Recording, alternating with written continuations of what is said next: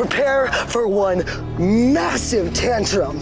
Right now, I think Gotham is the most entertaining it's ever been. That is a really weird thing to say about a television show that's gotten dunked on as much as Gotham has. Gotham's fanbase seems to be divided between loyal fans who are fed up with people acting like Gotham is the Glee of superhero shows, fans who hate watch the show and only like 2 characters, and non-fans who are constantly showing up in comment sections like, "I always knew the Batman show without Batman was gonna be trash." No matter what kind of viewer you are, I'd like to invite you to part 1 of this series where we celebrate the dumbest things about Gotham.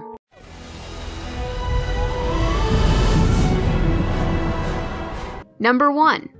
Oops, we cured crime. In Season 2, dangerous criminal Oswald Cobblepot, aka the Penguin, is sent to Arkham Asylum where he's conditioned out of his violent impulses. After he is repeatedly tested to make sure the conditioning worked, he is released back into the city of Gotham. Oswald, now naive and harmless, goes to make amends with his enemies and they tar and feather him, but still the conditioning holds up. Oswald goes to see his only real friend at this point in the story, Enigma, aka the Riddler, and he turns him away. He has no interest in being Oswald's friend now that he's no longer a criminal. Normally I would love to share, but to be honest, the new you is kind of freaking me out. Soon after this, Oswald is reunited with his long-lost father. Overjoyed, Oswald moves into his dad's big old mansion, but he is then abused by his new stepmother and step-siblings who don't want him living with them. We've been sheltering a killer. Oswald's father then dies, and Oswald is still fine. The conditioning has held up. You loved us all so much. Indeed. It is only when Oswald discovers his father was poisoned by his stepmother to keep him out of his father's will that the conditioning finally cracks. And yes, Oswald cooks his step-siblings and feeds them to his stepmother, but that's not the point. The point is that this conditioning took a guy who once killed a man for a pair of shoes and turned him into a puddle of niceness, and this conditioning held up under very extreme circumstances before it broke. As far as I'm concerned, Dr. Strange, the mad scientist who did this to Oswald, has found a near-perfect cure for violent repeat offenders in this crime show about homicidal criminals. And no one cares! It's so weird, it's like Dr. Strange just straight up forgot he did this. He never tries to cure anyone else. Nobody who saw Oswald acting like this is at all curious about what happened. Oswald himself has no interest in harvesting this power for his own gain to clip the wings of his enemies. So throughout the rest of this video, keep in mind that there is a treatment that could make all of these people harmless, and the show is trying its hardest to make you forget it. Number 2. The first episode. Gotham as a television show, especially in the beginning, comes off as insecure. The show went through many identity problems with things like its tone and whether or not supervillains were memes, but its biggest insecurity seems to be its very nature as a prequel and its obsession with referencing the Batman status quo. The fans know that when it comes to Bruce becoming Batman that there can't be a real payoff until the show's over. Cause then, Bruce can go all, I am vengeance. I am the night. I am Batman. Yeah, but we can't do that yet, so we gotta be patient. It's a journey, don't rush the journey. Which is why it was a super dumb decision to open the show on the murder of Bruce's parents, Martha and Thomas Wayne. I am very, very salty about this. They could have spent a season or just half a season fleshing Thomas and Martha out, making them real characters, invoking that dread because you know their ultimate fate. This could have been a really painful crime drama that led to them getting assassinated in an alleyway in front of their kid. In Gotham, Thomas and Martha getting shot is not really any deeper or more dramatic than when it happens in Star Kid's Holy Musical Batman, and that's a comedy play where stuff like this happens. Look, Batman, a dog! Quick, Robin, pet it. Now, I know it might sound really weird to criticize something for a lost opportunity, but this is a really big lost opportunity. First impressions are important, and I know a lot of people that gave up on this show really quickly. When you open up your show in this stereotypical way of Martha and Thomas getting shot, you are not sending the message that this is an opportunity to see Gotham in a whole new way. You are sending the message that this is the world's slowest Batman movie. And that is a very toxic way to watch the show and will almost ensure that you have no fun with it. Number 3. The mistreatment of the not Joker. In Season 1, we were introduced to a character named Jerome Velasca, who was the son of a snake dancer and a blind fortune teller, and was raised in a traveling circus. The audience was almost universally delighted by Jerome, as they assumed he was the Joker and really liked what his actor Cameron Monaghan was doing with the character. But then he died. Oops! Producer Danny Cannon explained in an interview that the Joker was more of a spirit of madness, an ideology, and not an actual dude. And then a lot of people who heard him say this groaned and rolled their eyes. Danny seems to have taken some inspiration from Heath Ledger's Joker without really understanding what makes that character seem more like an idea than a dude. That Joker appears in his universe fully formed, but without a real identity. He doesn't have a name or a history. No matches on prints, DNA, dental, clothing is custom, no labels. Nothing in his pockets but knives and lint. You can't get the same effect when your version has a mommy and a daddy. Everybody has to start somewhere. Jerome just feels more like a person than a spirit of madness or chaos. But that's not bad. Heath Ledger's Joker isn't the only correct way of doing things. But if you want that kind of character, you have to commit to the idea. As the audience continued to grumble, Gotham decided to resurrect Jerome. And he was a lot of fun and real spooky for a while until there was a twist. He turned out to have a twin brother no one had ever talked about before, who was a genius and a good guy, mostly. This show has an obsession with secret twins, and surprisingly this is not even the worst example. So Jerome was alive, he did Joker things, and then he died again. But this time he used gas to turn his brother evil and live on in the darkness of his mind. So you might be wondering, who's the Joker? Is the twin brother Jeremiah now the Joker? Well, thanks to Cameron Monaghan's Twitter, we slowly found out the truth. Okay, so this entire time, Gotham didn't have the rights to use the Joker. DC won't give it to them, so there isn't going to be a Joker, they're not allowed to use him. The real Joker is out there, following Jerome and Jeremiah's actions and adopting them as inspirations as the person he'll one day become. Oh, so the Joker's a fanboy. Jerome and Jeremiah already have tons of fanboys, they have a literal cult following, but sure, he sounds really cool. I have some bad news for the writers and producers of Gotham. You have not protected the Joker. Gotham has a Joker in it. The second you got an actor with a big wide smile to laugh like this... The laugh is fabulous. Use that. And talk about chaos and madness in society, it was all over. It was double over when you kept referencing other Jokers. It doesn't matter if they don't call Jerome and Jeremiah the Joker, everyone knows this is a Joker. YouTubers are including them in listicles about the best and worst Jokers.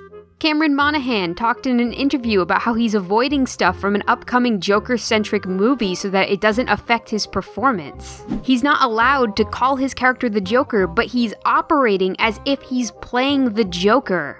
Apparently, the higher-ups didn't realize it's characterization and the overall aesthetic that makes a Joker, and not one detail like green hair. So instead of just accepting this, they danced around it for years, leaving fans of the show in the dark. I've seen it suggested that the reason they won't give them the rights is because they don't want two live-action Jokers out at the same time. That reasoning makes no sense to me. Modern audiences are aware of the concept of alternative universes, retellings, and remakes. It's so funny to me that no one gets what they want in this situation. The fans don't get Jerome cemented as a real Joker, and DC doesn't get to protect the Joker. If I were one of these higher-ups, things would be getting very dark very quickly, like, Mr. Bruno Heller! Hi! You weren't allowed to use the Joker, but somehow your show has two Jokers. Do you brush your teeth and eat ice cream at the same time? How did you even do this on accident, you scrub?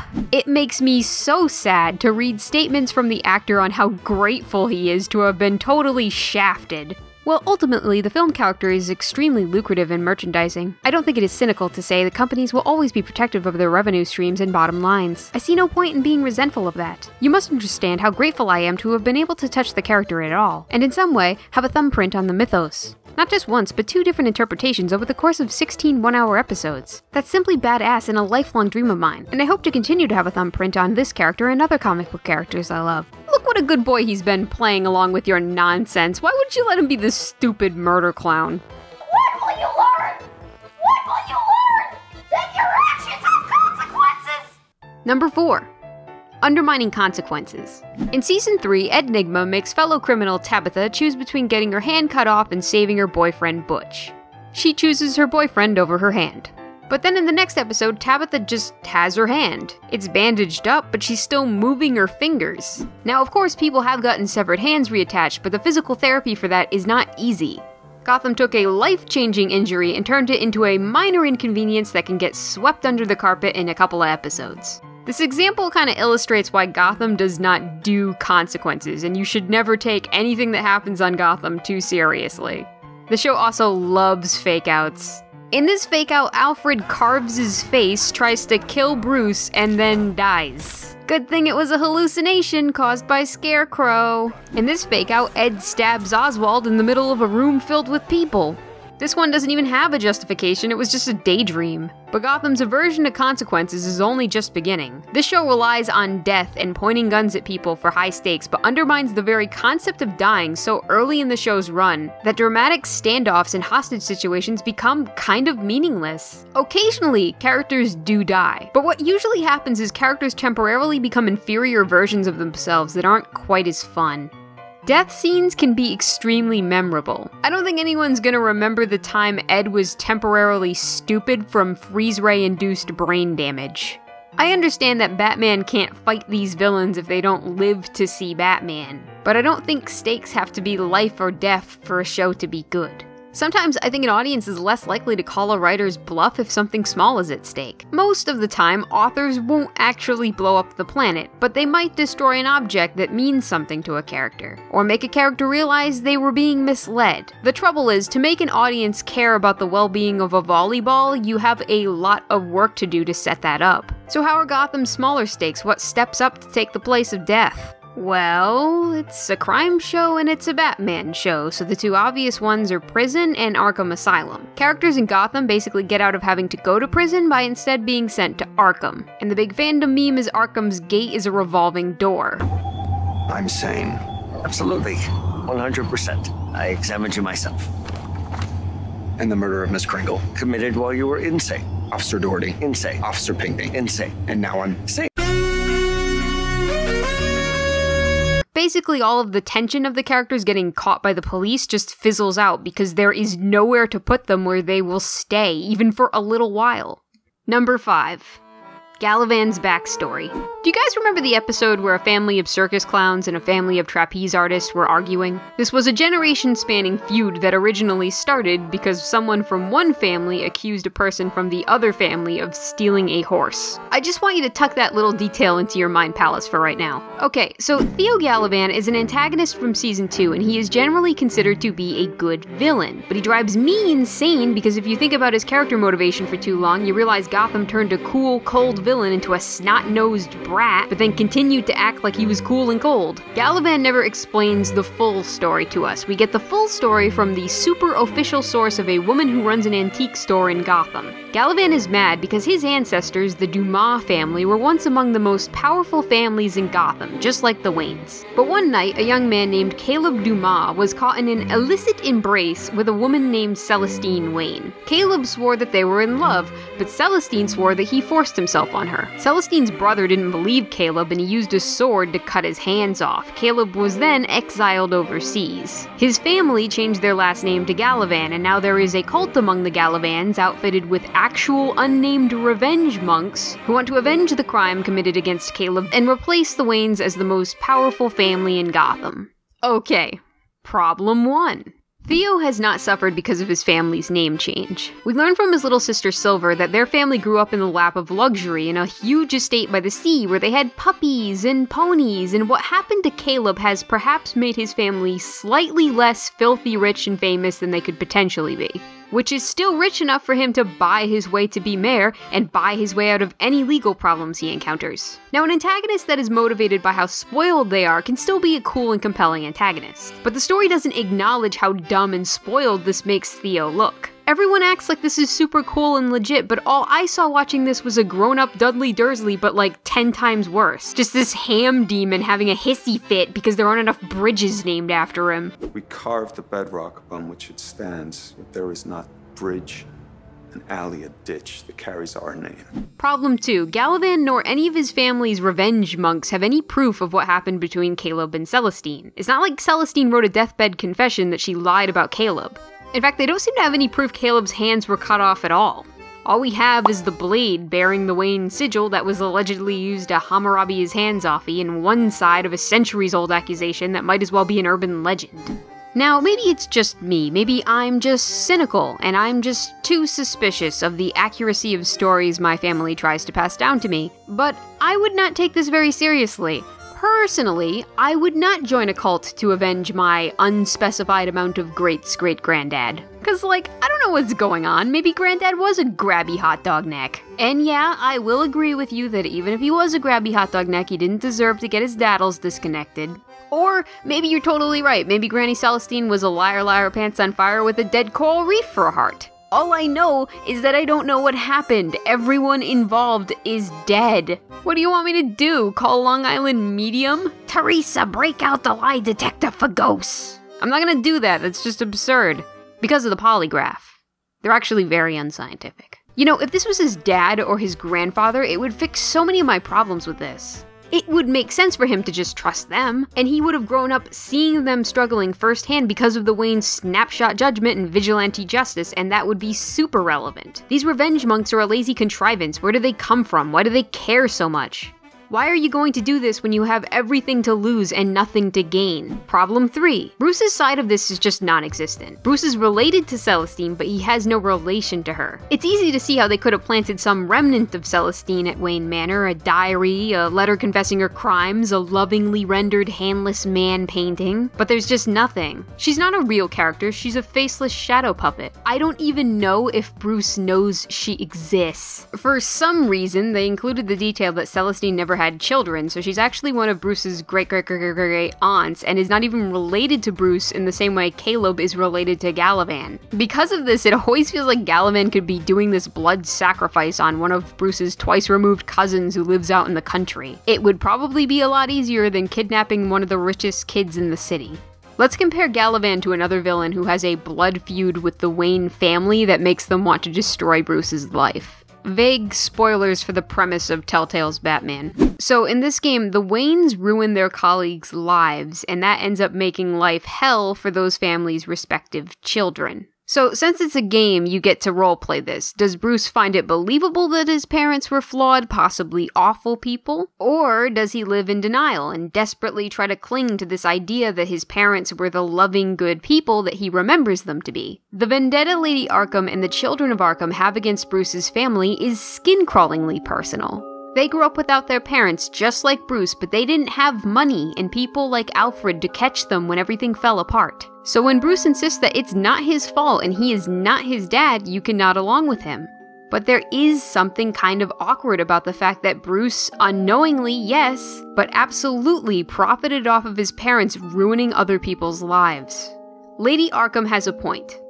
She still needs to be stopped, but this conflict is a nice, clean, straight line, not some overcomplicated squiggle. The Waynes abuse their power. She has hard evidence of this. There's no wiggling out of it. And Lady Arkham has suffered because of this. Not someone from 100 years ago. She suffered. People she loved suffered and died. And so, here she comes, your villain with a vendetta. But Galavan's vendetta against the Waynes? It's nonsense. He didn't have to crawl his way out of poverty because of the Waynes. He's lost nothing. This has absolutely nothing to do with anyone, not even him, and it carries as much weight as clowns and trapeze artists arguing over a literal dead horse. So, that brings us to the end of part 1. Next time I'll go over 5 more dumb things, including what I think is the worst, dumbest thing of all. And then I'll talk about some stuff I actually like about the show and why I think it's overall improving. Below you can find a link to my Twitter if you want to see me post stupid things between uploads. See you soon!